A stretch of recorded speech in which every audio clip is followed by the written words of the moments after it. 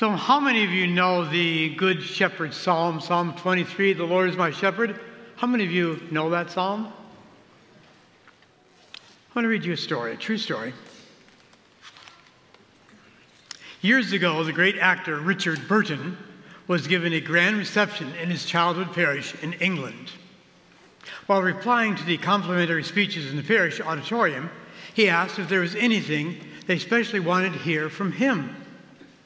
After a minute's pause, his old pastor asked him if he could recite the Good Shepherd Psalm, Psalm 23, which he had taught Burton in his Sunday school many years earlier. A strange look came over Burton's face. He paused for a moment and said, "I will, on one condition, that after I've recited it, you, my pastor and teacher, will do the same." "I," said the old retired pastor, "am not an actor, but if you wish, I shall do so." Impressively, Richard Burton began the psalm. His voice and intonation were perfect. He held his audience spellbound, and as he finished, a great burst of applause broke from the audience. As it died away, the old pastor rose from his wheelchair, began to recite the same psalm. His voice was feeble and shivering, and his tone was not faultless. But when he finished, there was not a dry eye in the room. Richard Burton rose, and his voice quivered as he said, "Ladies and gentlemen, I reached your eyes and ears, but my old pastor has reached your hearts. The difference is just this. I know the psalm, but he knows the shepherd."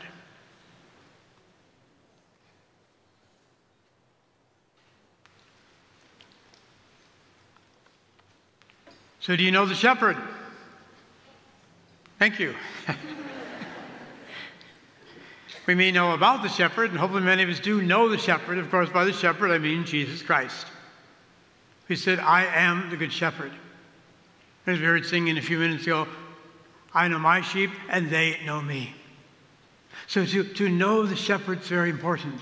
More importantly, to be challenged by the shepherd. You see, sheep are very in need of a shepherd to lead them.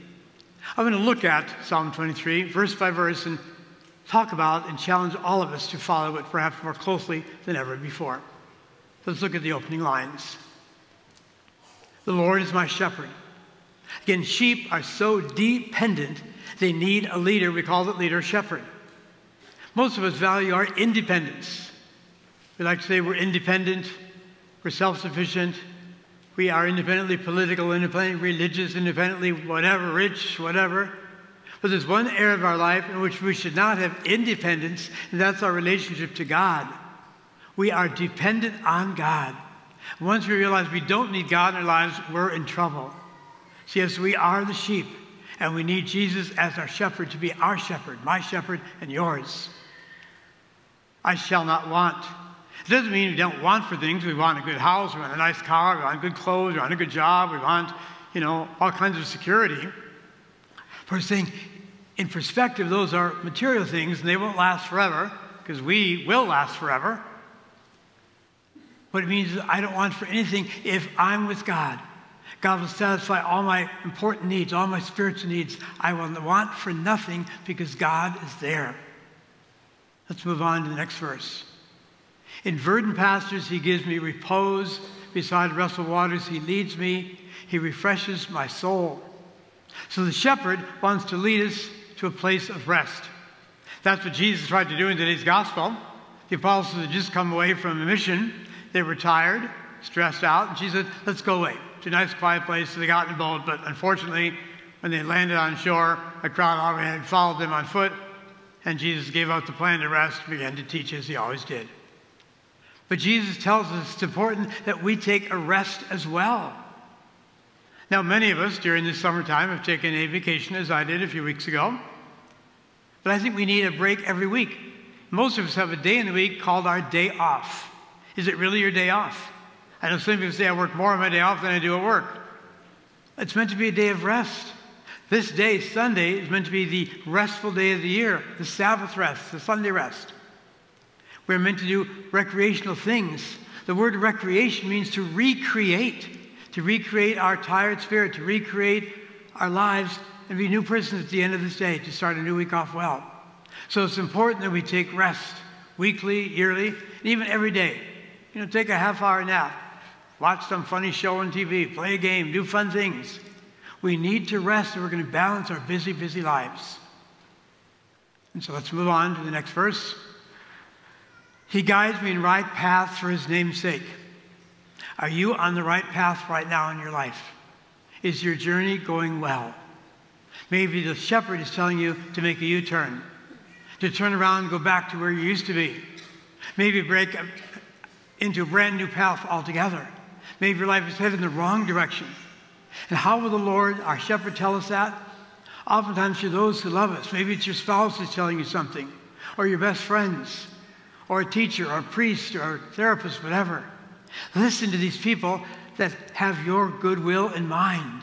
Maybe they're telling you, you need to take a right path. Start over again. Let's move on. Even though I walk in the dark valley, I fear no evil. For you are at my side with your rod and your staff that give me courage. The rod was a pole that the shepherd used to kind of push the sheep towards the water, push them towards the grass, kind of push them ahead. The staff was his walking stick. What is that dark valley? Not just death. We have many dark valleys, unfortunately, in our lives long before we die.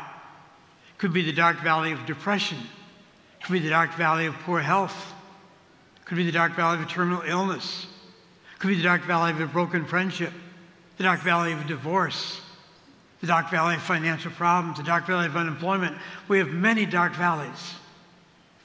But we are told that there is light, that proverbial light at the end of the tunnel. And I believe that. I, like you, have had many dark valleys in my life, things I didn't want to happen to me. Some were my fault, and some I was innocent. But at the end of those, I look back and say, I'm not a better person because of that. I lived through that. I survived that. I'm okay. So that's what the shepherd is telling us. There will be dark valleys, but I will lead you through it. I will lead you through it. So let's trust in the Lord when we're going through those dark valleys, to look at that light at the end of the tunnel, and that light is Jesus Christ, who said, I am the light of the world. And so on to the next verse. You spread the table before me in the sight of my foes. The table, my friends, is this altar here. We come here Sunday after Sunday to receive the Eucharist, and we should never take it for granted. You come here every Sunday. I'm kind of talking to the choir now. You're here every Sunday at 12:30 Mass, most of you. And maybe it's come routine. I get up in the morning, we have breakfast, we go to 12:30 Mass, we go to communion, we go. Never take communion for granted. It is the table that the Lord has set for us to nourish us spiritually. It's the most important meal of the week. Reverence it awesome with awesome love and devotion. And going on to the next. You anoint my head with oil, my cup overflows. Oil is a symbol of protection. Just as we use oil in many of our daily uses. For example, we use suntan oil to protect our skins from burning, cooking oil to protect foods from burning, motor oil to protect the moving parts of our engines and our cars. Oil is a symbol of God's protection. We've been protected many times in our sacramental life.